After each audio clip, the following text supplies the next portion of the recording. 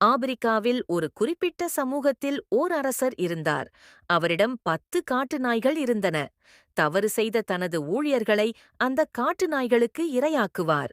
ஒருநாள் வேலைக்காரர்களில் ஒருவர் தவறான ஒரு கருத்தை சொன்னார். அரசருக்கு கோபம் வந்துவிட்டது. இவனை நாய்களுக்கு தூக்கி எறியுங்கள் என்று கட்டளையிட்டார். வேலைக்காரன் கெஞ்சினான். நான் உங்களுக்கு 10 வருடங்களாக சேவை செய்தேன். நீங்கள் இப்படி ஒரு தண்டனையை எனக்கு தரலாமா? தயவு செய்து என்னை அந்த நாய்களுக்கு தூக்கி எறிவதற்கு முன் 10 நாட்கள் அவகாசம் தாருங்கள். ராஜா ஒப்புக்கொண்டார்.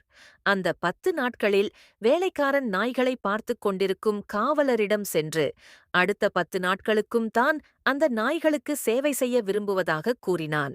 காவலர் குழப்பமடைந்தார். ஆனாலும் ஒப்புக்கொண்டார். அந்த வேலைக்காரன் அந்த நாய்களுக்கு உணவளித்தான்.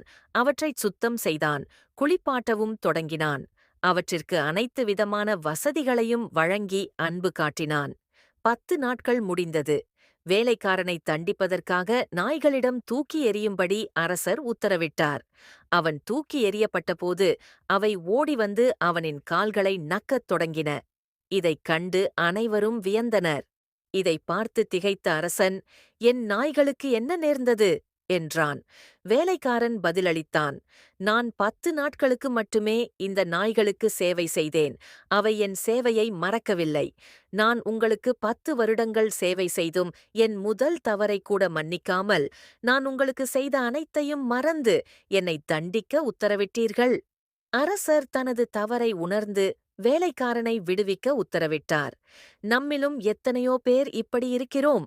ஒருவர் செய்த ஒரு தவறுக்காக அவர் தமக்கு செய்த உதவிகளையெல்லாம் மறந்து அவரை வாழ்நாளெல்லாம் ஒதுக்கி வாழும் எத்தனையோ பேர் இல்லாமல் இல்லை. தவறு செய்வது மனித சுபாவம். இதை உணர்ந்து தவறுகளை மன்னிக்க பழகுவதும் மனித சுபாவம். மறப்போம், மன்னிப்போம்.